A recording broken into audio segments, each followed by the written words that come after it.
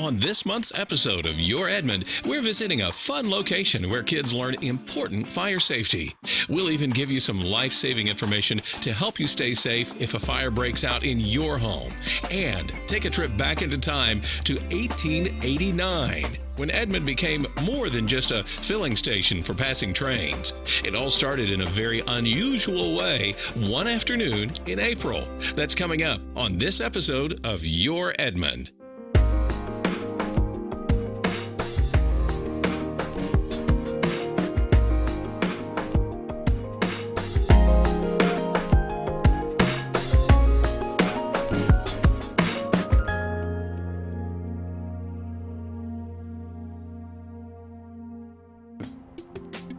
You know, for years, fire departments across America have taught important safety tips to children and adults. Perhaps you remember the local fire department coming to your school to demonstrate how to stop, drop, and roll.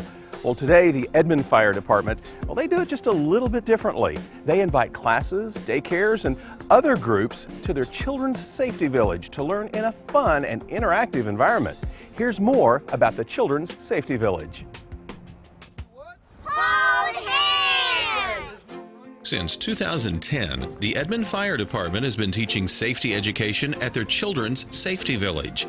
This kid-sized facility has a city park, buildings, streets, and working traffic lights, all developed to give children a hands-on learning experience. Benjamin Franklin said, "If you tell me, I'll probably forget. If you teach me, I may remember. If you involve me, I learn." So that's what it is. It's a hands-on, fun environment that the kids are learning. Everybody say electricity. Electricity. We thought it was the perfect spot to bring all of our students to learn about water safety, fire safety, safety on the roads, traffic, all of that good stuff. Today, firefighters respond to more medical emergencies than they do fire calls. Therefore, instructors at the Safety Village focus on an all-hazards type of education. We have water safety. A lot of drownings happen with children. We have a lesson on staying away from ponds. We have lessons about going with a buddy to go swimming, always wearing a life jacket, never diving into a lake where you can't see the bottom. Other lessons emphasize electrical safety, safety around construction sites, stranger danger, crossing the street, approaching railroad crossings, school bus rules, and even automotive safety. We also talk about safety on the road because kids ride bikes. Everybody wears a helmet, and we have pedal cars and bicycles. So getting the kids involved where they're allowed to ride around, the traffic light changes, they stop, the other cross traffic goes the other direction, is just interactive. I think that safety information is one of the most important things that children should learn. It's something that as a teacher, I'm constantly reminding them of. And so to know where they should be on the street to be able to cross the street safely, or what they should do in their home if there's a fire in their home so that they can stay safe, is something that is just, it's invaluable. I mean, it's going to keep them healthy for the rest of their lives by knowing those things. Inside the City Hall building is a classroom where students learn about the nature of fires and fire prevention. By the end of the day, children have earned the title Ambassadors of Safety and have enjoyed their time at the Safety Village. That's the one thing that everybody says is that they had fun, and that's the best way to learn. Here, they get to practice it, and they really get to experience what that safety is like, and so it leaves that lasting impression in their memory that they'll carry with them throughout life, and it's so important. I mean, I would recommend this place to anybody. I'm blown away by it. It's just super cool. To find out more about the Children's Safety Village and their classes, just visit edmondfd.com.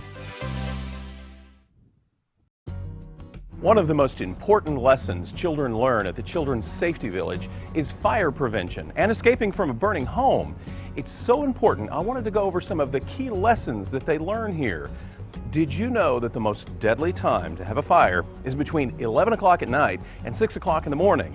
Well, of course, this is usually when we're asleep, so the fire has an opportunity to get out of control very quickly and catch us when we're most vulnerable. There are a few things you need to know about the nature of fire. First, fire is very fast. Flames can become out of control and homes can fill with smoke very quickly. It's critical that people are out of their house within 2 to 4 minutes when this fire starts. Don't grab things, just get out. Second, fire is very hot. Fires can bring room temperatures to 100 degrees at floor level and rise to 600 degrees at eye level. The heat alone can kill somebody. Fire is also dark. It may start out bright, but it produces black smoke and then complete darkness. Escaping from a smoke-filled home can be difficult, especially when awaking from a deep sleep. You can't see anything. You can't see your hand in front of your face. So if you can imagine, your senses are hearing and touch and feeling where the heat's coming from to direct you to where the fire's actually at. But the firefighters most of the time are going in with complete obstruction. Because of this, firefighters are trained to work in zero visibility when they enter a burning home. Finally, fires are deadly more than we realize. They burn away oxygen and produce deadly smoke and poisonous gases. These fumes can make you drowsy, disoriented, and short of breath. Now we build energy efficient homes. We have polyurethanes and lots of plastics. Those things have very toxic gases in them. They burn very rapidly. The house itself contains that, and it just makes us have to get out of the house even quicker. The gases that are burning with these plastics and polyurethane are very deadly. Just a couple of breaths of it will put you unconscious and put you to sleep. That's why an EDITH plan is essential. EDITH stands for Exit Drills in the Home. Okay, we're here today at the Children's Safety Village here in Edmond, and with me is Mike Fitzgerald, Mike, and Addison. She's going to help us out a little bit this afternoon. Tell me, first off, what's your position here? What do you do? I'm a fire prevention specialist, and I also teach public education. And today we're down here at the Children's Safety Village. This is one of our classrooms. Okay. And we're teaching fire safety. Okay, so what are we learning today? Let's do a quick run through. What we got right here is this is one of our special crawl low tubes. Okay. Addison right here is going to demonstrate crawling low for us, and she's going to do it quickly. We're going to crawl low underneath the smoke. Okay. We want to make sure that we stay, go ahead Addison. We want to make sure that we stay low underneath the hot smoke, heat, and gases. Okay, makes sense to stay Down low there for where that the reason. cool air is. Gotcha, gotcha. We teach Okay. kids, this is going to go to her first exit. You know, we want 2 ways out of every room. Okay. This is her first way out right here. It's going to be the door. She's feeling it with the back of her hand. In case it is to be hot, you're to feel it with the front part or the palm of your hand. If it was too hot, it'd burn you, and then you wouldn't be able to pick it up or use anything or do anything like that. So we're going to say, that the door is hot, or the door is hot. So in that case, we would not open it. We would want to come back over here to our second way out. And in this room right here, our second way out is going to be the window. Still staying low. Still staying low. Aston will crawl over here to the window. Now, this is something that's important. We do have to use the window as practicing it in your plan. Okay. That we practice opening the window. Make sure that the kids can actually open up the window. Okay. Sometimes they're stiff or hard or haven't been opened in some time. Very good job. And then we'll crawl out the window here. Make sure that we go to our meeting place once we get outside, and as always, never ever come back inside the house. That's what the firefighter's job is. If you leave anything inside, we'll get it as well as salvage and taking care of what's inside here. Now, let me ask you one question. We walked through the very first point that she wanted to go to the front door to make sure that the front door was or was not accessible. It wasn't, so then she went to a window. What do you do just in case you're on the second floor? Well, that's a problem. That is a problem. It's a lot bigger step than the first floor is. But you know, the biggest thing we want to remember is that we have a plan in place, that we have smoke alarms, that we've checked our smoke alarms, we've changed the batteries in them, and that we have a smoke alarm on every floor, outside every sleeping area, inside every sleeping area, and that they're connected to where if one goes off, they all go off. Okay. That gives us early notification, early warning, so that we can use the conventional way out, which would be down the staircase and out the front door. Okay. That would be the best case scenario. If that's not able to happen, potentially have an escape ladder. But with that, now we're talking about the age of kids and how safe that is for them, if that's even going to be feasible. Right. If it's not, let's make sure that the bedroom doors are closed. We cover them up real well. We go to the window, put a sheet out there to where it can wave and firefighters can see that. That's going to be the signal to you, somebody's in that room. Absolutely. Our average response time, roughly about 4 minutes, 4.5 minutes to get there. Guys are going to get there quick. They're going to notice that. They're going to be laddering the building as quickly as possible and get those people out of there. So really, the take-home message, the number one message here is for every home and every family to be prepared, have a plan before anything goes wrong. That's the best case scenario. Have a plan and practice that plan. It's a lot of fun. The kids really get involved. You know, we come home, have a good family night. We make our home escape plan. We practice our home escape plan. Kids are involved in doing that and put it together, and it's really important to them too. So makes sense. Help us help you and save a life. So good advice. Thank you, Mike. Man, I appreciate it. You guys take care. One of the most important things we can do in our home is have early warning devices that function correctly. Make sure you have working smoke alarms. You're checking them once a month, changing battery once a year, and that's even with the electric smoke alarms with the battery backups. Besides testing and replacing batteries, know that smoke alarms have a lifespan of about 8 to 10 years. After this time, it may not accurately detect smoke any longer, and the entire unit should be replaced. In Oklahoma, wind conditions can cause grass fires to become a very dangerous threat. The fire department advises homeowners to make sure grass is mowed and not allowed to grow up next to the home. Keep firewood away from the house and clean dead leaves from under porches and decks. For more valuable information on fire safety, just visit edmondfd.com. On a Monday morning in April, as the noon hour approached, thousands of hopeful would-be settlers lined up ready to begin a new chapter in their lives. Many were riding horses. Others awaited anxiously with their families in covered wagons. Some were on foot. It's even said that one man was on a bicycle. The date was April 22nd, 1889, and history was about to be made in Indian Territory.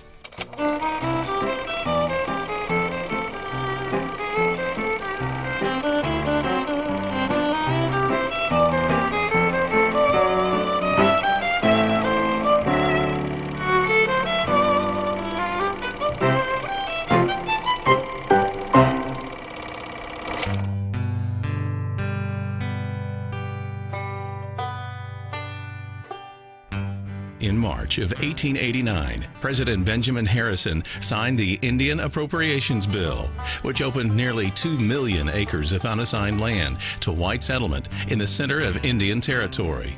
For those interested, 160 acres of land was free for those who staked a claim. Participants had to be at least 21 years old and an American citizen. Their only cost was a $14 filing fee. Owners of the land would be determined in an unconventional way called a land run, which required settlers to race to a plot of land and stake a claim. On the morning of April 22nd, somewhere between 50 to 60,000 settlers waited along all four borders of the unassigned lands. The night before, many impatient settlers had illegally crossed the border and hid in the woods, waiting to stake their claim. They would soon earn the name Sooners, while other participants would be known as the 1889ers. Edward and Alma Childers, along with their newborn son Winifred, traveled from Kansas to take part in the first great rush for free government land. They would be one of Edmond's first residents. Alma would later tell her family in a letter about the experience. It was a sight indeed. Everyone was so excited they couldn't stand still. All of the men along the South Canadian River got as far in the river as they possibly could without sinking in the quicksand, and there waited for the hour of noon to come. When the time was 12 o'clock, the sound of a cavalry bugle rose through the clear blue air. In Fort Reno, a cannon fired. The first Oklahoma land run was on. Moved by the same impulse, each driver lashed his horses furiously. Each rider dug his spurs into his willing steed, and each man on foot caught his breath hard and darted forward. A cloud of dust rose where the homeseekers had stood in line, and when it had drifted away before the gentle breeze, the horses and wagons and men were tearing across the open country like fiends. The horsemen had the best of it from the start. Some of the men who started from the line on foot were quite as successful in securing desirable claims as many who rode fleet horses. One man left the line with the others, carrying on his back a tent, a blanket, some camp dishes, an axe, and provisions for 2 days. He ran down the railway track for 6 miles and reached his claim in just 60 minutes. Upon arriving on his land, he fell down under a tree, unable to speak or see. I am glad to be able to say that his claim is one of the best in Oklahoma. William Willard Howard, Harper's Weekly, May 1889.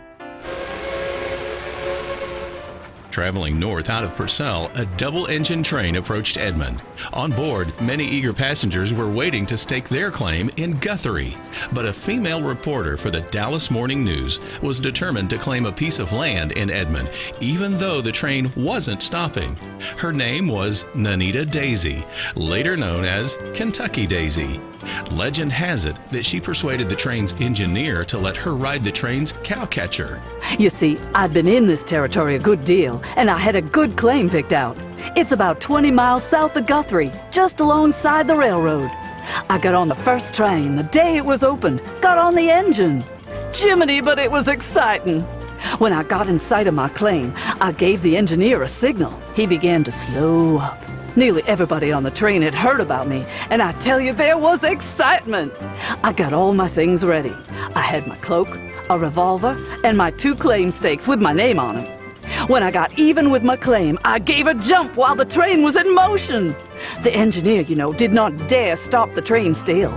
I landed feet first, you can bet your life, while everybody in the cars yelled, "Hurrah for Nanita Daisy!"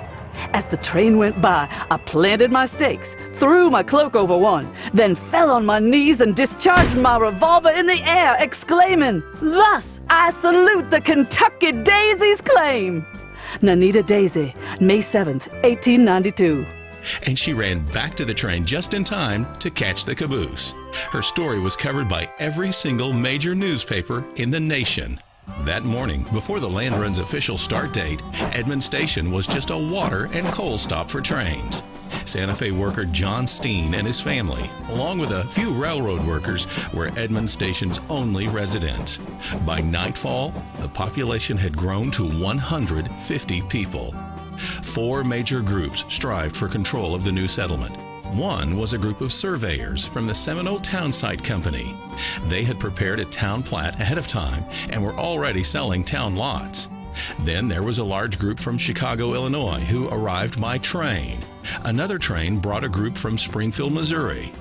On April 23rd, they all met around a rousing campfire to discuss leadership. They elected city officials and resolved that the town be surveyed into 25 by 140 feet lots. Finally, they discussed the new name of the settlement. The group from Chicago wanted to name it Burge City, after one of its leaders, but the majority of those present agreed that the name should remain Edmond. Santa Fe Railway had originally named the station Edmond after Edmund Schuler Burdick, an official with the railway. Burdick was trained as a lawyer at the University of Wisconsin and was a Santa Fe traveling freight agent. In 1891, Edmund Burdick had the opportunity to visit Edmond. He visited the site for the new normal school, now known as the University of Central Oklahoma. As a freight agent, Burdick told city leaders that the railroad would help transport building materials for the school at a greatly reduced rate. An article in the Edmond Sun said that he was very pleased with his tour of Edmond and found it to be a source of pleasure that the town was named after him.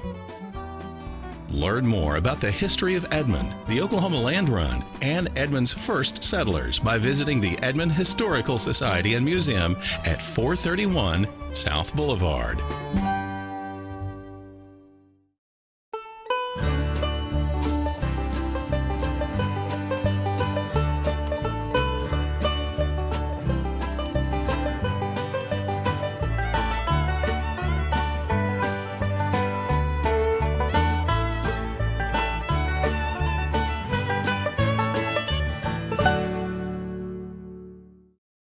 Before we close out our show, I want to encourage you to visit edmondfd.com and learn more about fire prevention in your home. Also, make an escape plan for the entire family and practice, practice, practice. I'm Eric Smith, and I'll see you next time on another episode of Your Edmond.